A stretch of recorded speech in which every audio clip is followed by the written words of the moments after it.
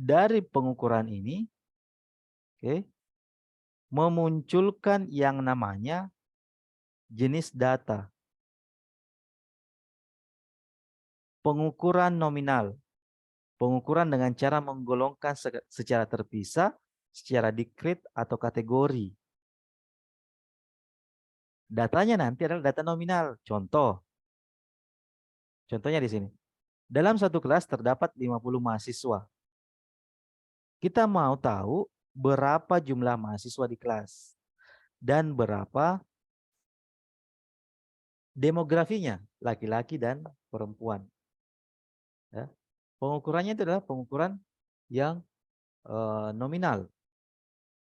Oke, datanya itu nominal. Dia hanya membedakan antara laki-laki dan perempuan. Jumlahnya berapa? Itu nominal.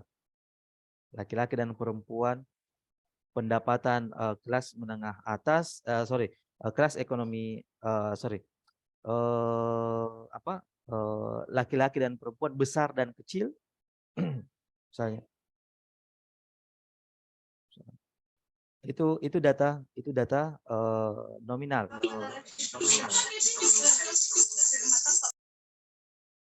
Oke. Kemudian di sini ada pengukuran ordinal, pengukuran dengan tidak hanya menggolongkan tetapi membentuk peringkat. Nah, ini akan menghasilkan data ordinal. Misalnya ukuran untuk kelas ekonomi.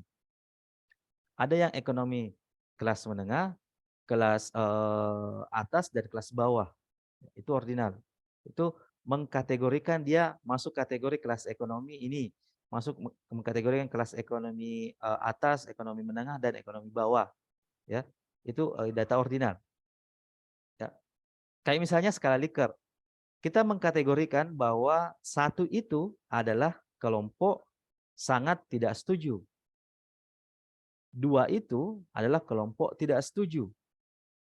Tiga itu adalah kelompok netral. Ya.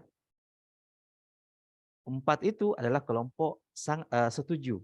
5 itu adalah kelompok sangat tidak setuju. Ada yang menggunakan skala Likert 5, ada yang menggunakan skala Likert 7.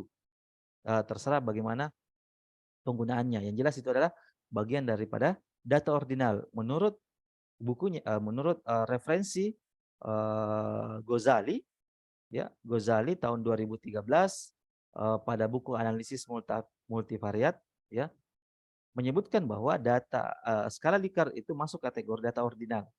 Ya, saya menggunakan referensi itu sehingga menyebutkan bahwa skala Likert itu adalah data ordinal. Itu untuk data ordinal. Kemudian untuk ukuran interval. Pengukuran dengan memberikan asumsi jarak perbedaan yang sama tetapi tidak mempunyai nilai nol mutlak. Nah, di sini ada perbedaan yang sama tapi ada tambahannya, dia tidak memiliki nol mutlak. Contohnya misalnya di sini ada data interval untuk IPK. IPK 4,0, 3,0, 3, 2,5 atau misalnya 3,75. Itu interval. Itu contoh data interval. Ya, dia tidak punya nol mutlak. Jadi 4 dengan nol yang dimaksud di sini bukan nol yang bisa dikali dengan nol, ya. Tidak demikian, tetapi dia punya skala interval dari misalnya 1 sampai 4, ya. Itu interval. Terus kita masuk ke ukuran rasio. Nah, ukuran rasio ini adalah pengukuran dengan memberikan asumsi jarak perbedaan yang sama, tetapi memiliki nilai nol mutlak. Beda halnya dengan interval, kalau rasio ini ada nol mutlaknya. Contohnya sini data rasio. Berat badan mahasiswa A adalah 40 kg dan mahasiswa B adalah 80 kg. Rasionya yang mana? Ini rasio. Berat mahasiswa B adalah 2 kali lebih berat, ya, 2 kali lebih berat daripada mahasiswa A. Ini 2 kali lebih berat. 2 kali lebih berat daripada mahasiswa A. Itu yang disebut dengan data rasio. Berat badan mahasiswa B, berat badan mahasiswa B adalah 2 kali dari mahasiswa A. Atau berat badan mahasiswa A itu 1/2 daripada mahasiswa B. Itu rasio. Ya, itu rasio. Jadi pada prinsipnya pengukuran akan menghasilkan jenis data. Oke. Nah, kemudian dari jenis data ini,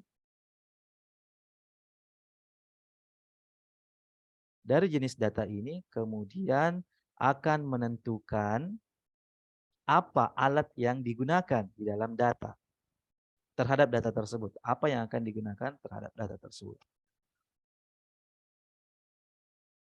Contoh di sini jenis analisis komparasi, ya, komparatif dua kelompok dengan komparatif lebih dari dua kelompok. Oke, jadi misalnya untuk dua kelompok, kalau datanya misalnya nominal untuk dua kelompok, silahkan menggunakan chi-kuadrat atau chi-square atau Kolmogorov-Smirnov. Ya. Kalau misalnya Anda memiliki jenis data ordinal untuk dua kelompok, bisa menggunakan Kolmogorov-Smirnov, bisa menggunakan juga pendekatan McNemar. Ya. Tapi kalau data Anda interval untuk komparasi dua kelompok, maka silakan menggunakan Pirate t-test. Gitu ya. Jadi data Anda itu memastikan alat apa yang Anda gunakan. Ini yang lebih ini yang biasa di apalagi digunakan oleh adik-adik mahasiswa. Ketika data Anda ordinal untuk variabel, jadi lihat data untuk variabel independennya apakah dia ordinal. Dan variabel dependennya ordinal, maka Anda menggunakan alat analisis kendal, alat analisis rank Spearman. Nah, kalau misalnya data Anda independennya misalnya interval atau rasio, terus data dependen Anda adalah nominal, maka silakan menggunakan analisis diskriminan. Tapi kalau data Anda adalah variabelnya interval, variabel independennya adalah interval, sementara dependennya adalah interval juga, maka silakan menggunakan analisis regresi. Jadi hati-hati bahwa di analisis data itu ditentukan berdasarkan jenis data yang digunakan. Ya, berdasarkan jenis data yang digunakan. Jadi hati-hati di dalam penggunaan alat analisis. Karena analisis itu ditentukannya di belakang, bukan di depan. Ditentukannya itu bukan ditentukannya di awal, tetapi di belakang. Ketika data atau jenis data itu sudah ketahuan. Oh, jenis data ini yang nantinya akan kita dapatkan atau yang kini kita gunakan. Maka alat analisisnya adalah seperti ini. Jangan dibalik, analisis kita ini, maka cari datanya. Oh, terbalik. Ya, jangan terbalik. Itu untuk implikasi dari skala pengukuran terhadap analisis statistik yang digunakan. Oke. Silahkan kalau ada pertanyaan terkait masalah itu pengantar ya, pengantar teori karena saya mau menggugurkan beberapa hal. Salah satunya adalah hipotesis itu perlu untuk apa? Untuk penelitian pendekatan kuantitatif dengan explanatoris, inferensia, statistika parametrik. Yang kedua, bahwa alat analisis itu ya, alat analisis itu ditentukan setelah kita mengetahui bahwa data kita jenisnya seperti ini. Terus, Pak, bagaimana kalau saya sudah terlanjur, contoh ya, saya sudah terlanjur, Pak. Saya sudah terlanjur di proposal menggunakan alat analisis regresi. Tapi ternyata data saya data ordinal. Terus bagaimana, Pak? Ada solusi? Atau kita harus merubah proposal? Tidak perlu merubah proposal dulu. Solusinya adalah kita mengkonversi data dari data ordinal menjadi data interval. Itu yang akan kita lakukan sebentar dengan menggunakan bantuan salah satu tools di dalam Excel. Ya, silakan kalau ada pertanyaan.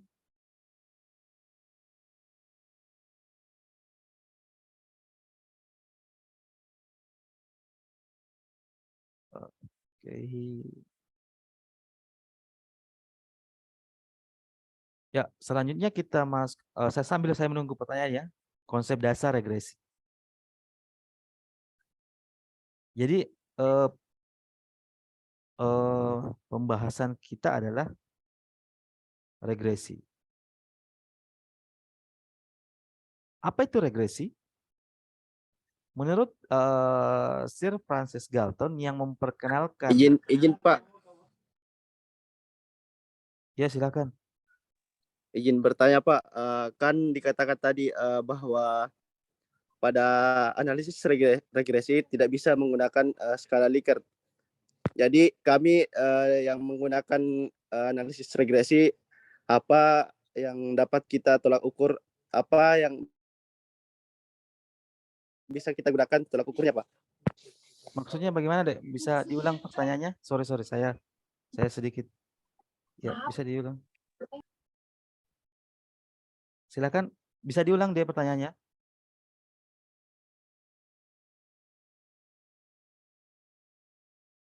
Halo? Cek, bisa diulang pertanyaannya? Siap, siap bisa Pak. Ya, silakan diulang, bisa diulang. Ini kan begini Pak, kan tadi dikatakan bahwa pada ketika menggunakan analisis regresi kita tidak bisa menggunakan skala Likert Pak. Hah? Oke, terus. Bagaimana kalau kita sudah terlanjur pakai skala Likert Pak? Ah ya, itu tadi yang saya ya. Terima kasih Akbar. Akbar Fajar ya. Siapa? Ya, seperti yang saya sebutkan tadi ya sebelum masuk ke analisis regresi, saya bilang bahwa Pak, bagaimana kalau seumpamanya saya sudah tentukan di proposal itu analisis regresi, tapi data saya yang terkumpul itu data ordinal dengan menggunakan skala Likert. Nah, caranya adalah jangan merubah jangan merubah skrip, jangan merubah proposalnya. Jangan penelitian ulang. Kita bisa mengkonversi data itu, merubah data itu dari ordinal menjadi interval. Itu yang akan kita lakukan sebentar. Kenapa saya menyajikan data? Kalau Anda buka data yang dikirimkan kemarin untuk simulasi, itu data Likert itu, skala Likert. Saya sengaja menggunakan itu supaya ada kasuistik bahwa begini prosedur untuk mengkonversi data itu menjadi data interval. Sebentar kita akan mengkonversinya. Terus solusinya apa Pak? Ya kita konversi dulu datanya sehingga memenuhi asumsi di dalam penggunaan analisis regresi. Begitu deh Akbar. Jadi sebentar kita akan konversi itu data. Bisa. Silakan dilanjutkan penelitiannya bisa. Silakan konversi dulu datanya menjadi interval. Begitu deh Akbar ya. Siap, terima kasih Pak. Terima kasih Pak. Siap. Nah, sebelum masuk ke di situ kita sedikit membahas regresi itu apa ya. Jadi regresi itu pada prinsipnya adalah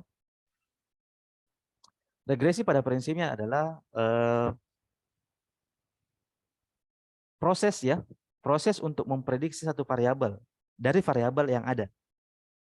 Jadi ada satu fenomena dalamnya itu ada variabel. Ya. Variabel inilah yang kemudian kita lihat apakah ini bisa diprediksi berdasarkan variabel yang lain. Itu regression.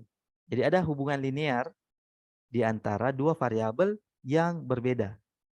Jadi saya ulang, regresi itu ada hubungan atau ada hubungan linear di antara dua variabel yang berbeda. Asumsinya variabel itu berbeda ya, tidak boleh sama. Makanya nanti akan muncul uji asumsi, misalnya uji asumsi kulineritas. Tidak boleh ada dua variabel yang saling berhubungan. Karena kalau dia berhubungan, maksudnya bukan berhubungan, sorry. Tidak boleh ada dua variabel yang independen itu saling berkorelasi. Karena kalau dia saling berkorelasi, maka dia dinyatakan sebagai satu variabel. Makanya dia harus lolos yang istilahnya itu adalah uji multikolinearitas. Tidak boleh ada dua variabel independen itu saling berkorelasi. Itu asumsi dalam analisis regresi.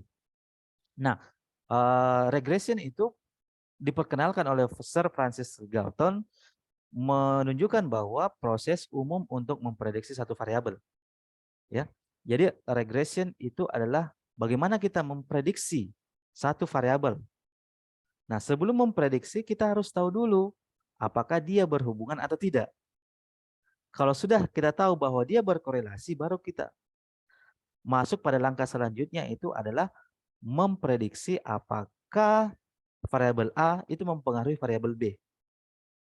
Ya. Nah, itulah bedanya antara correlation dan regression. Kalau korelasi itu hanya melihat apakah dua variabel ini berhubungan atau tidak. Kalau regresi lebih dalam daripada correlation. Apakah kalau terjadi hubungan tadi korelasi ya, variabel A mempengaruhi variabel B. Variabel A berhubungan dengan variabel B.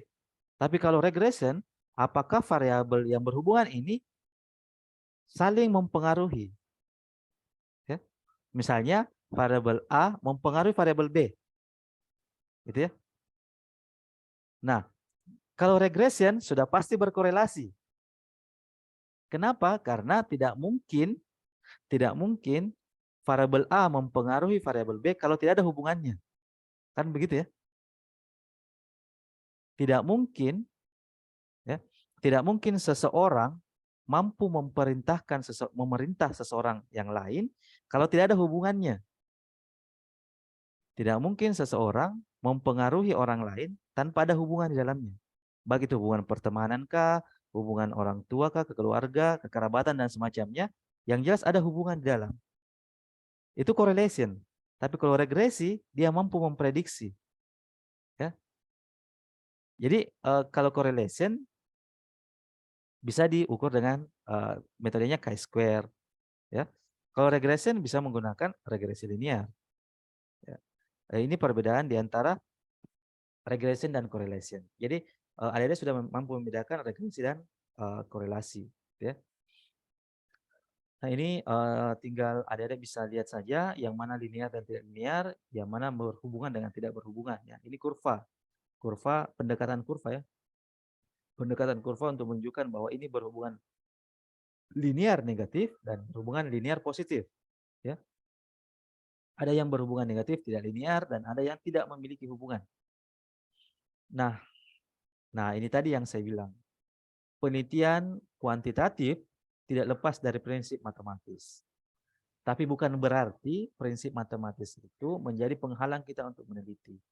Kenapa? Karena inilah yang nantinya akan diterjemahkan di dalam alat atau aplikasi. Tapi pada prinsipnya, prinsip atau kalimat matematis ini yang harus Anda ingat. Karena inilah yang menentukan ya persamaan regresi nantinya di dalam alat bantu analisis. Jadi SPSS itu tidak memunculkan persamaan matematis begini. Nanti yang membuat persamaan matematis itu kita yang membuat persamaan matematis dari output SPSS-nya. Ya. Jadi di sini persamaan matematis regresi adalah Y sama dengan nilai konstanta Y sama dengan nilai konstanta ya, nilai konstanta ditambah dengan koefisien regresi atau slope perubahan yang terjadi dari adanya perubahan X. Ini proses prediksi ya. Jadi X memprediksi Y. Atau X yang mempengaruhi Y. Atau dalam istilah variabelnya X1 ini adalah variabel independen. Y ini adalah variabel dependen. X mempengaruhi Y atau X memprediksi Y. Ya. Maka yang akan ini persamaan matematis yang muncul adalah Y, ya, Y dengan nilai konstanta beta 0 ditambah dengan koefisien perubahan X1, maka itu adalah Y. Itu persamaan matematisnya.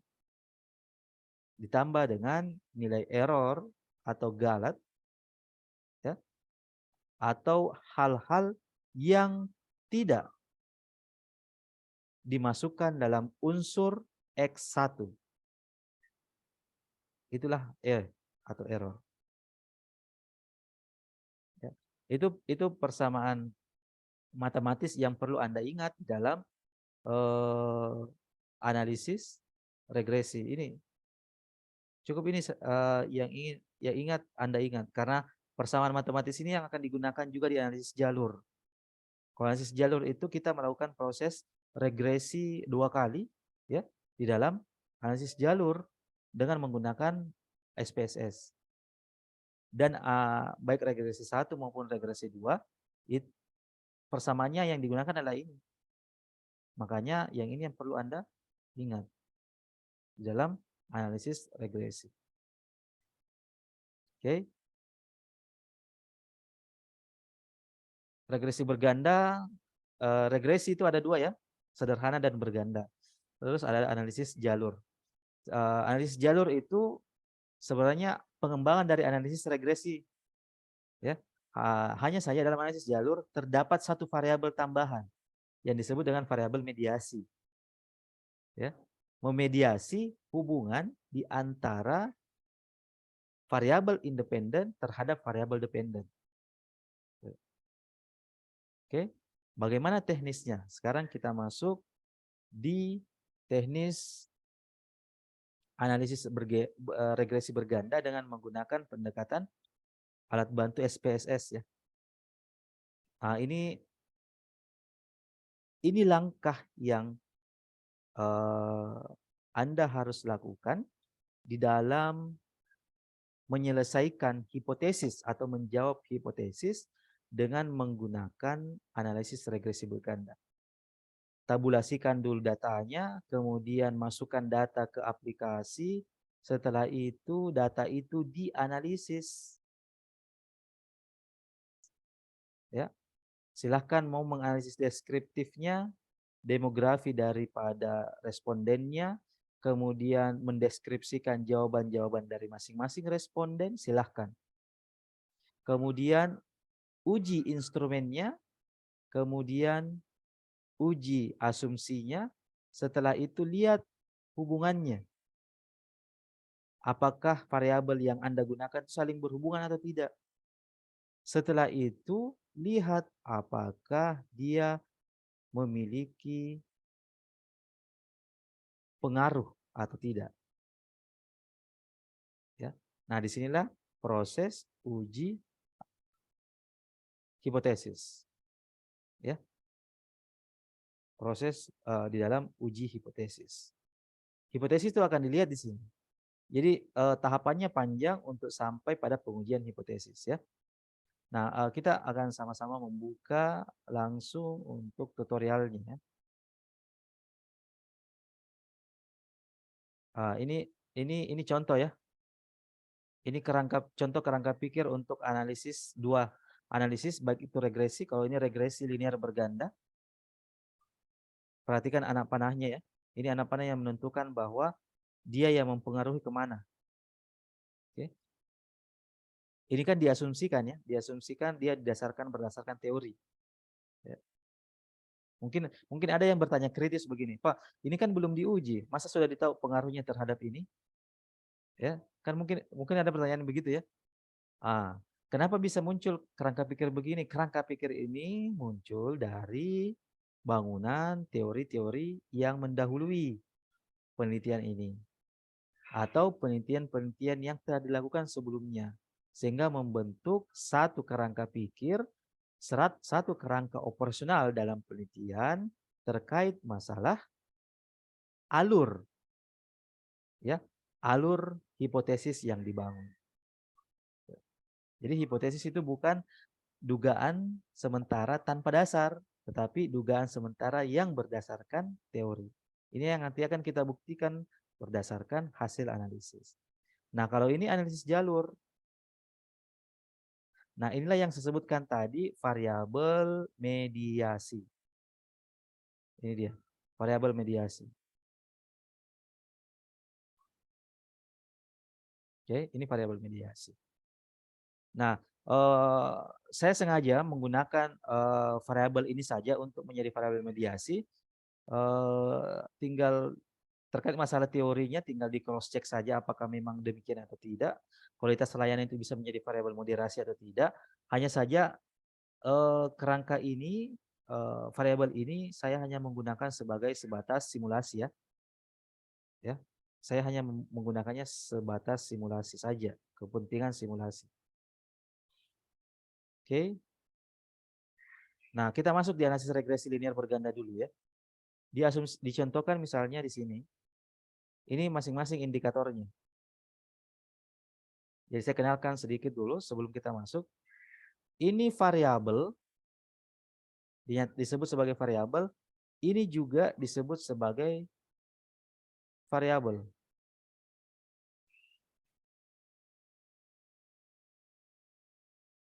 Ya. Hanya saja variabel yang merah ini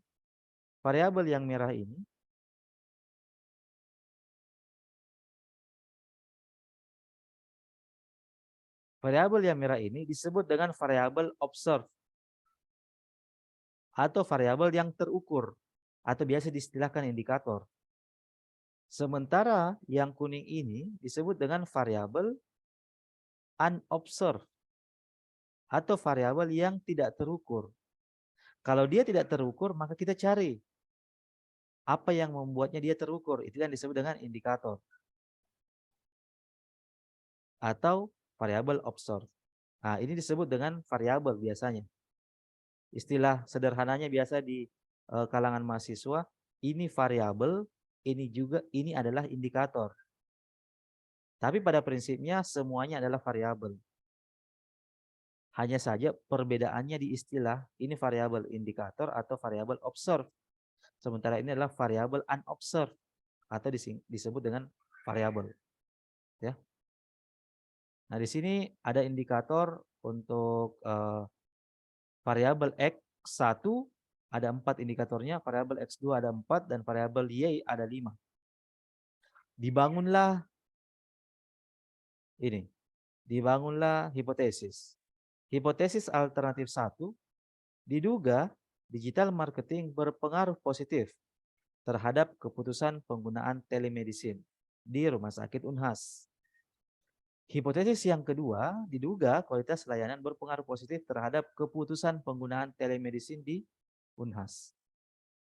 Ya, ini dugaan sementaranya kita.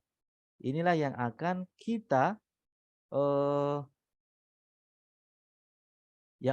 jawab nantinya berdasarkan data yang kita peroleh. Ini hipotesisnya. Ini yang mau dijawab nanti.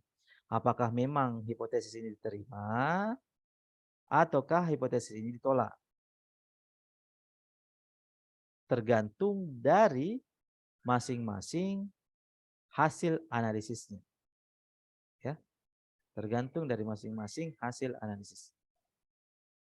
Nah, di sini data collecting, kita asumsikan data itu sudah ada. Kemudian kalau data itu sudah ada, kita deskripsikan datanya. Ini ada, tinggal Anda baca. Kemudian di sini ada uji instrumen. Uji instrumen itu reliabilitas dan validitas. Cut off value-nya ada di sini. Menggunakan Krobans alpha untuk reliabilitas dan validitas menggunakan correlated item total correlation, ya, dibandingkan dengan nilai R table. Kemudian untuk asumsi klasik ada normalitas menggunakan cut off value untuk nilai signifikansi Kolmogorov-Smirnov dia harus lebih besar daripada 0,05 atau menggunakan signifikansi Shapiro-Wilk, dia juga harus di atas 0,05 sehingga data itu disebut normal. Kemudian multikolinaritas, ya.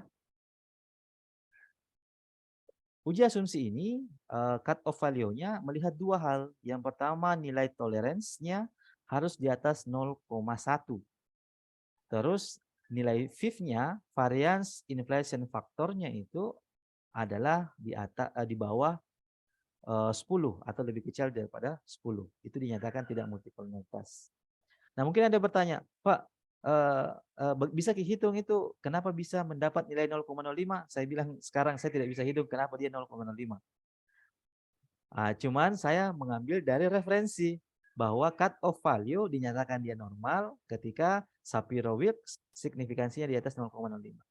Nah, inilah yang kemudian tadi saya bilang bahwa jangan takut ketika Anda sebagai peneliti harus tidak mutlak menguasai prinsip matematis, ya. Kenapa? Karena nantinya tinggal Anda analisis, kemudian hasil itu dibandingkan dengan cut off value-nya. Ya, ini sudah ada di referensi-referensi terdahulu. Oke, kemudian masuk ke heteroskedastisitas. Jadi asumsi kelas itu ada 4 hal utama dalam regresi: normalitas, multikolinaritas, heteroskedastisitas, dan autokorelasi. Kalau heteroskedastisitas di sini itu dilihat dari scatter plot, ya. Nanti akan ada gambar scatter plot. Kalau ada pola tertentu, maka terjadi heteroskedastisitas. Tapi kalau tidak, maka tidak terjadi. Terus yang kedua adalah autokorelasi. Autokorelasi ini dilihat berdasarkan nilai Darwin-Watson. Hanya saja autokorelasi dalam apalagi dalam penelitian dengan data primer, utamanya data menggunakan kuesioner, itu tidak mutlak menggunakan autokorelasi. Kenapa? Karena autokorelasi itu ingin melihat apakah terdapat korelasi yang terjadi antara kesalahan pengganggu pada periode T dengan kesalahan pengganggu pada periode T sebelumnya. Artinya autokorelasi ini untuk data time series. Kalau apa lagi? Kalau untuk kuesioner kan dia bukan data time series, ya. Kalau untuk autokorelasi dia butuh untuk time series. Makanya yang digunakan itu cuma 3. Normalitas, multikolinaritas, dan heteroskedastisitas. Selanjutnya kalau sudah asumsi klasik, kita masuk di hipotesis. Lihat dulu korelasinya, lihat koefisien determinasinya, dan kemudian masuk ke regresi bergandanya, persamaan regresinya, dan yang terakhir adalah uji hipotesis. Uji F dan uji T. Nah, nanti akan hipotesis kita dijawab, diduga digital marketing berpengaruh positif terhadap keputusan penggunaan, diduga kualitas layanan berpengaruh positif terhadap keputusan penggunaan, itu dijawab di sini. Apakah dia diterima atau tidak? Dijawab melalui uji tes statistik. Oke. Selanjutnya kita masuk di data yang kita miliki.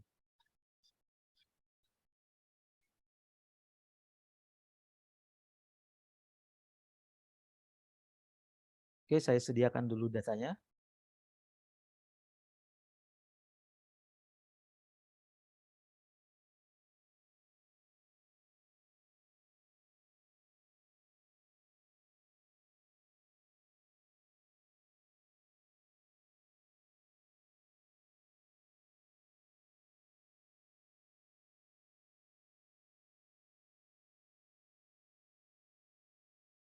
Terlihat ya?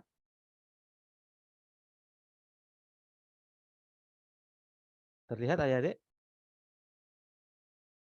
Screen-nya terlihat?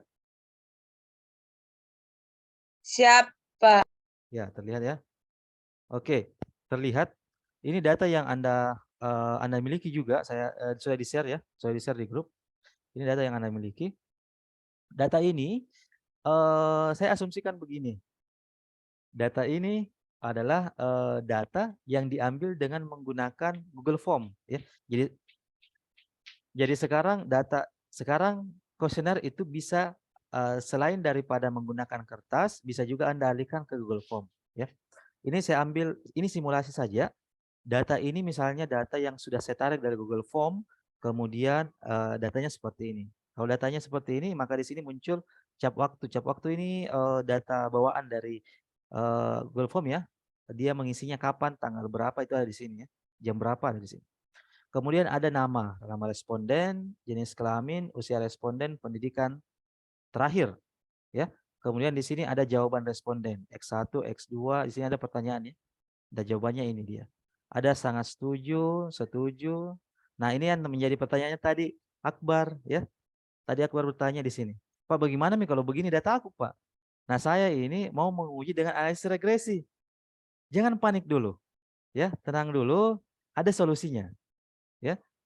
Eh di sini ada data yang sudah menggunakan skala Likert. Oke. Data ini, ya, ini kan skala Likert, ya. Nah, kalau masuk di SPSS, data ini tidak bisa terbaca. Kenapa? Karena dia masih dalam bentuk huruf, ya. Dia harus dikonversi dulu sebelum masuk ke konversi interval, ya. Saya mau selesaikan dulu data ini bahwa data ini siap untuk diolah, ya.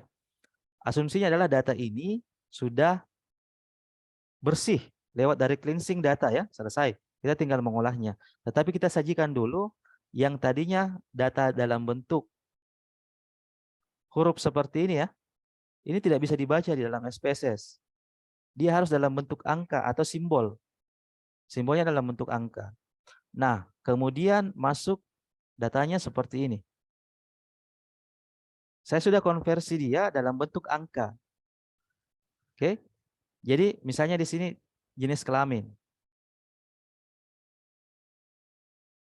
Di sini jenis kelamin, di sini ada responden, ada kelaminnya perempuan, ada kelaminnya laki-laki.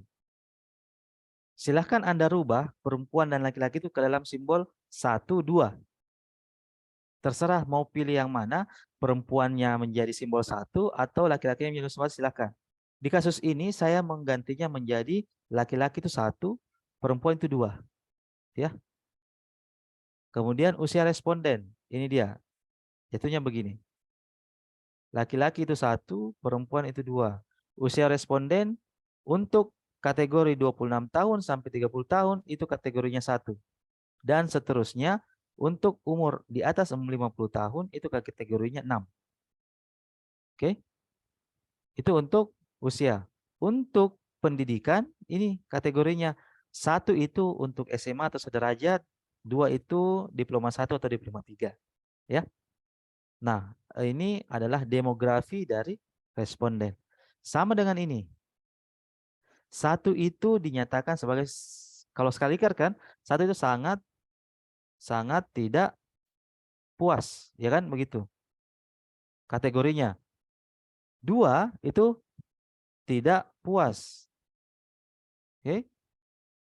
3 biasanya disebut dengan netral. 4 dikategorikan puas. 5 dikategorikan sangat tidak, sangat puas. Ini, ya, ini skala Likert, ya. Ini kan proses pengkategorian. Dikategorikan angka 1 itu dikategorikan sebagai sangat tidak puas. Tapi apakah kemudian sangat tidak puas sampai ke sangat puas, dia tidak punya interval? Harusnya kan ada, ya. Interval itu ada. 1,1 dia kategori apa? Kalau dia Likert, 1,1 itu tidak masuk kategori apa-apa. Tapi kalau dia Likert, ya kita bisa mengukur, oh 1,1 itu sangat, apalagi ukurannya lebih besar daripada 1. Kan begitu, ya. Kenapa? Karena 1,1 lebih besar daripada 1. Kita sudah bisa mengukur bahwa, atau begini, biasa Anda masuk ke penjual makan, ya, warung makan misalnya penjual bakso. Setelah makan, masuk di penjual bakso, setelah makan bakso, biasanya kan teman di samping Anda bilang, kira-kira menurutmu dari 1 sampai 10, berapa rasanya ini bakso? Oh, saya bilang 8. Kita sudah tahu dari skala interval 1 sampai 10, oh dia mendekati enak 8. Itu. Atau oh 8,5. Itu yang dimaksud dengan skala interval. Ya, skala interval. Nah, kalau dia masih kategorinya begini, dia masih proses pengkategorisasian. Ya. Ini masih dalam kategori sangat puas, sangat tidak puas ya nilainya. Oke.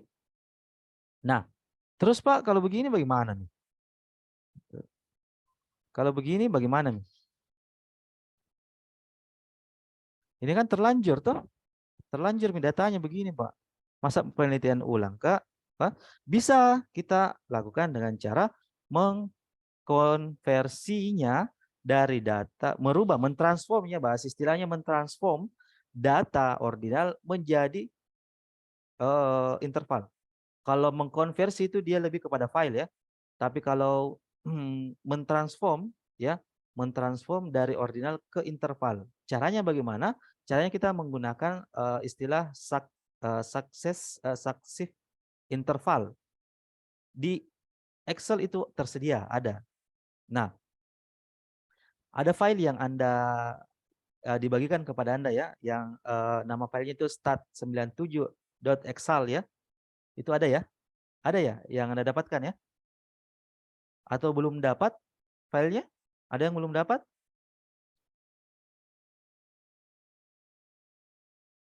Atau ada yang sudah dapat ya? Ada di WA group itu.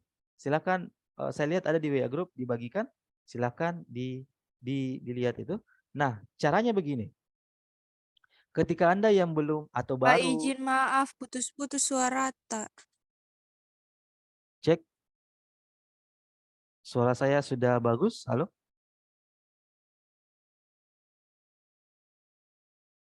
Cek. Apa saya sudah suara saya terdengar bagus atau bagaimana?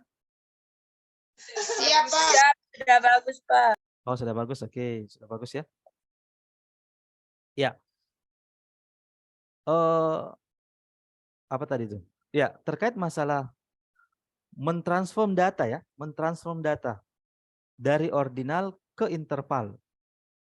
Caranya bagaimana? Kita menggunakan bantuan salah satu fitur di Excel. Tetapi kalau Excel bawaan itu tidak belum ada ya, belum ada. Nah, caranya adalah melakukan proses add-ins, memasukkan fitur itu ke dalam Excel.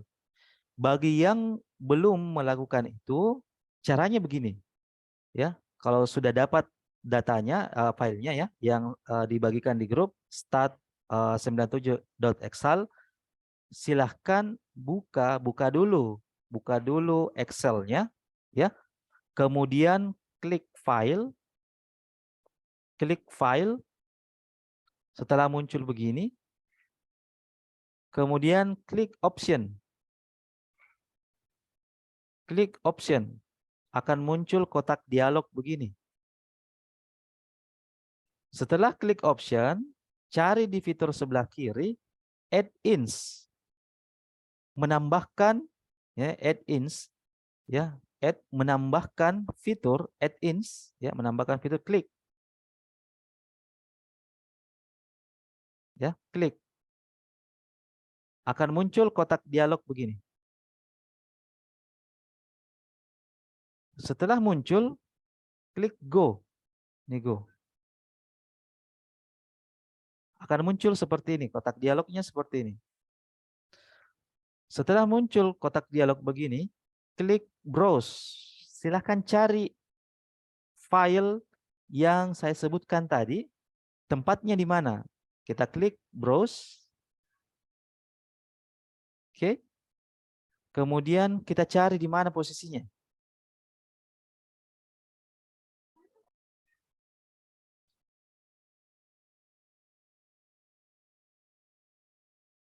Nah, posisinya ada di sini. Ini dia file saya. Oke, ketika dapat, klik. Setelah itu klik OK. Tunggu beberapa detik. Setelah klik OK, maka akan muncul seperti ini.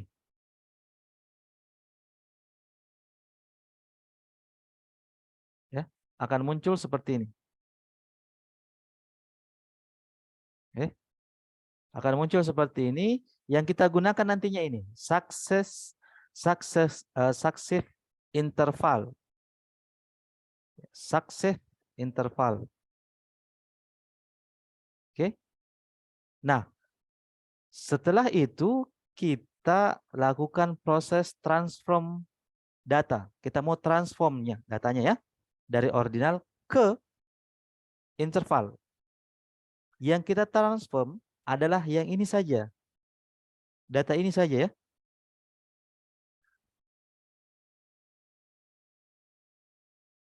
Ini perlu tidak ditransfer? Tidak perlu. Kenapa? Karena ini data bukan untuk digunakan di dalam menganalisis untuk interval.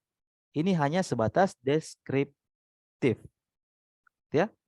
Maka tidak perlu ditransform. Yang ditransfer yang kita butuhkan saja. Ini dia yang kita butuhkan yang hijau. Caranya bagaimana?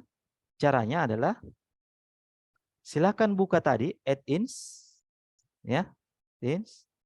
Statistics, klik successive interval, klik yes. Oke, muncul kotak dialog seperti ini, successive interval. Setelah itu muncul data range. Data range di sini adalah data yang hendak kita rubah, kita transform, ya.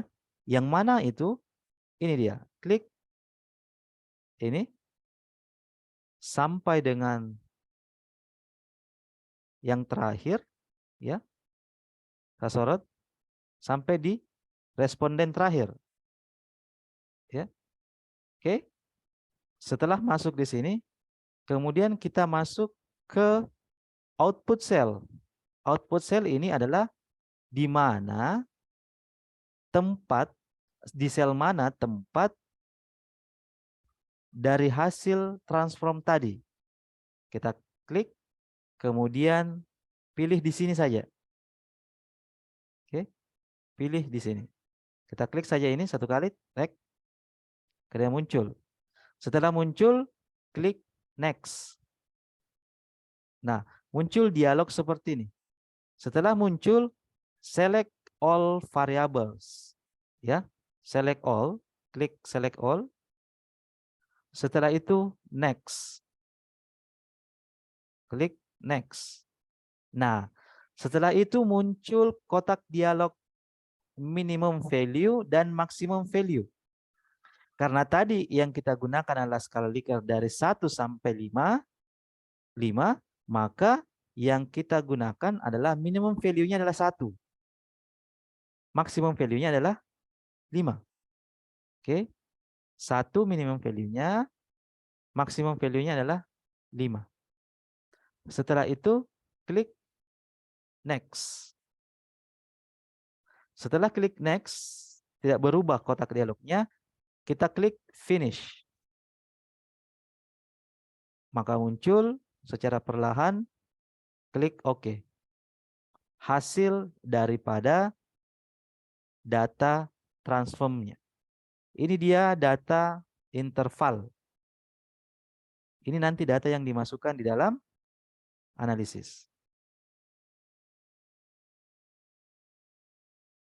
Oke, successive interval.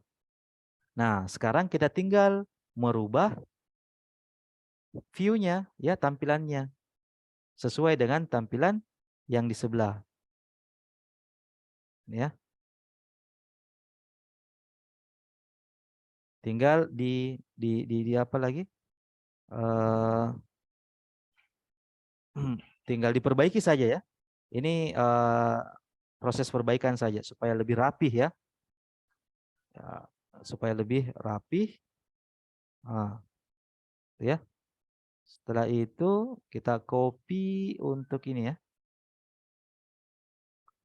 Supaya tidak berubah variabelnya. Tidak berubah indikatornya ya. Kan sudah dapat kita. Ini adalah data interval. Nah, ini ya, ini data interval. Nah, belum selesai sampai di sini untuk data interval. Regresi dengan menggunakan SPSS, hasilnya hasil hal yang akan diolah dalam SPSS adalah kalau pendekatannya regresi adalah nilai total dari semua indikator untuk masing-masing variabel. Contohnya begini. Di sini ada variabel X1, ada variabel X2, dan ada variabel Y. Ya kan? Nah, variabel inilah yang kemudian kita cari totalnya masing-masing berapa. Oke. Saya kasih warna dia ini. Untuk X, ini dia nilai totalnya. Ini yang kita jumlahkan. Sama dengan summary X1 sampai dengan X4. Berapa totalnya? Oke. Terus yang kedua, X2.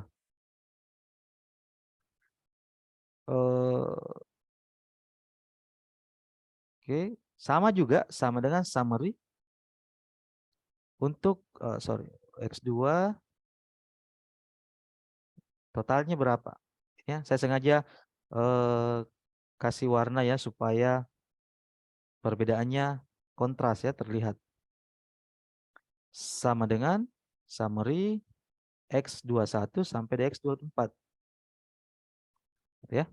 Terus yang ketiga, Y. Y summary sama dengan summary Y1 sampai dengan Y5. Enter. Maka kita dapat masing-masing total variabel. Tinggal di breakdown. Klik 2 kali ini. Hasilnya keluar. Ya, saya pikir hal-hal yang aplikatif Excel seperti itu insya Allah adik-adik bisa ya. Oke. Nah, inilah yang nantinya akan digunakan. Jadi sebenarnya semuanya digunakan. Ini untuk uji instrumen. Oke. Sementara ini digunakan untuk selain daripada uji asumsi klasik, juga yang inilah yang akan nantinya digunakan untuk uji hipotesis data ini.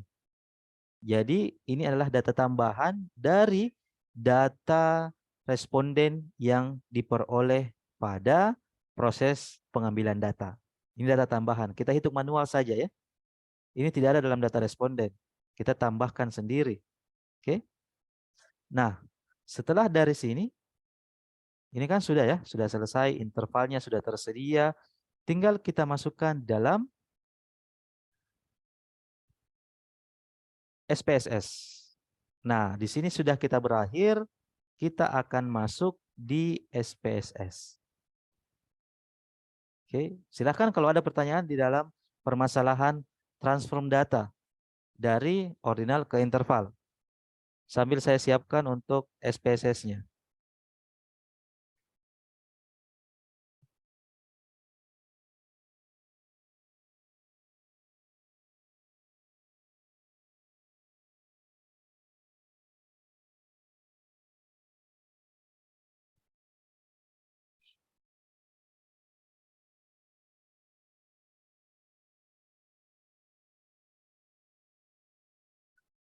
Ya, sambil ditunggu ya. Jadi memang adik-adik yang sudah terlanjur menggunakan skala ordinal, sekarang sudah mudah ya untuk mengkonversinya menjadi interval. Ya, tinggal adik-adik bisa apalagi itu menggunakannya dengan baik. Jadi kalau misalnya nanti mau model penelitian, kalau tidak mau merubah, ya silahkan gunakan interval saja supaya tidak lakukan lagi proses perubahan. Ya.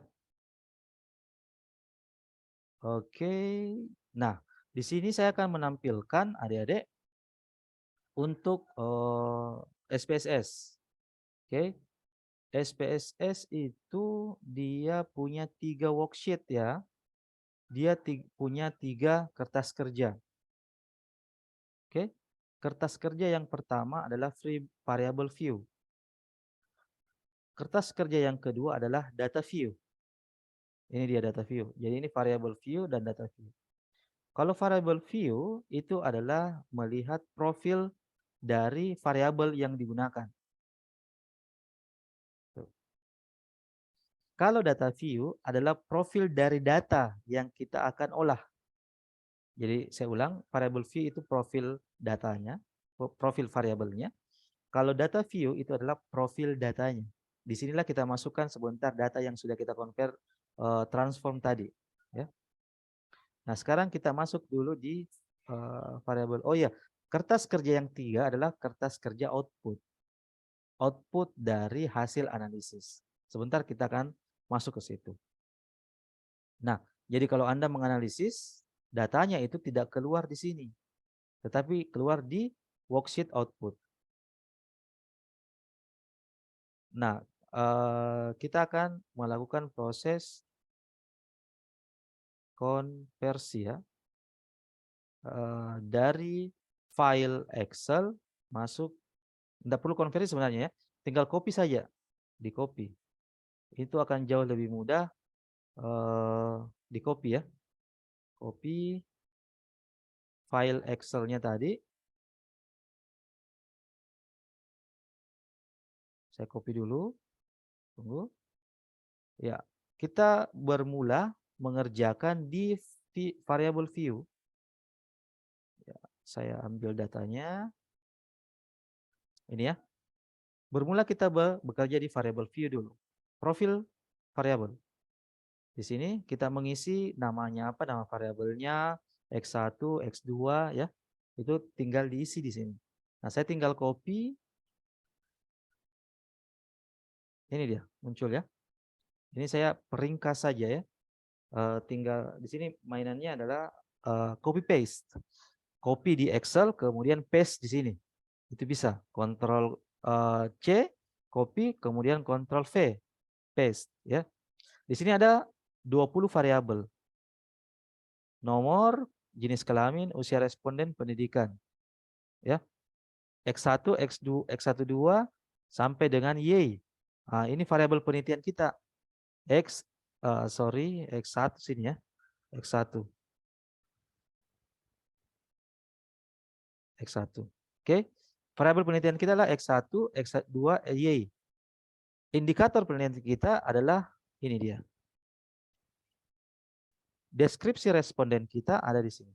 2, 3, 4. Nomor 1 ini adalah nomor responden. Ya.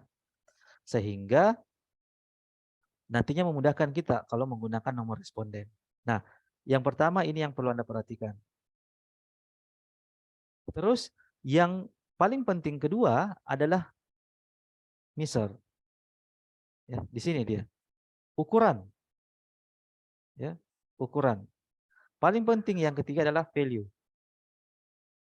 Ini yang menentukan bahwa misalnya jenis kelamin. Jenis kelamin itu ada laki-laki dan perempuan. Kategorinya laki-laki itu 1, perempuan 2. Itu dimasukkan di sini. Oke, di value. Kita coba masukkan kategori usia responden, jenis kelamin responden 1, labelnya adalah laki-laki. Tinggal add. Oke.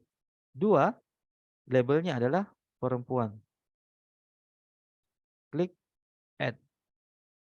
Setelah itu klik OK. Artinya apa? Data yang nantinya masuk di data view sini ya, itu akan membaca angka 1 sebagai laki-laki dan angka 2 sebagai perempuan. Ya. Terus yang ketiga sama 1 dengan usia responden 26 tahun sampai dengan 30 tahun. Klik add. Kategori kedua, responden umur 31 tahun sampai dengan 35 tahun. Klik add. Ketiga, responden dengan usia 36 tahun sampai dengan 40 tahun. Klik add. Yang keempat, kategorinya 41 tahun sampai dengan 45 tahun. Klik